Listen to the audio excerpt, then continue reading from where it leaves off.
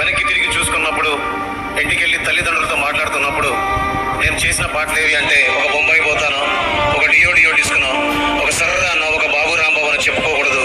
రేపు నా పిల్లల ముందు నేను సగర్వంగా నిలబడి తలెత్తుకొని చెప్పాలి, గల్లా ఎగరేసి చెప్పాలి, గుండె నిండుగా చెప్పాలి. 15 ఏళ్ల క్రితం ఒక కుర్రాడు పరుగు సినిమాలో నిజంగా కళ్ళలో ఇంతల మంత్రమేసింది ఆ పాట రాసే అవకాశం నాకు దిల్రాజు సార్ దగ్గర నుంచి వచ్చింది.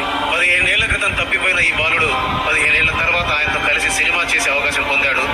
ఆకలికి ఎన్నిసార్లు ఏడ్చామో, నీళ్లు తాగి ఎన్ని రైల్వే స్టేషన్లలో పడుకున్నామో, ఎన్ని రైల్వే స్టేషన్లో ఉండే ట్యాపుల దగ్గర నీళ్లు తాగి ఎన్ని రాత్రులు గడిపానో, ఎన్నిసార్లు లగేజ్ డబ్బాలో నిలబడి టికెట్ లేకుండా దెబ్బలు తిరిగి ప్రయాణం చేశాను. ఇదంతా చేసింది గొప్ప కోసం కాదు, పేరు కోసం కాదు, డబ్బు కోసం కాదు. మా నాన్న టీవీలో చూస్తున్నప్పుడు, అరే నీ చిన్న కొడుకు చెడిపోలేదు, వాడు ఉన్నత స్థాయి కోసం, ఉన్నత లక్ష్యం కోసం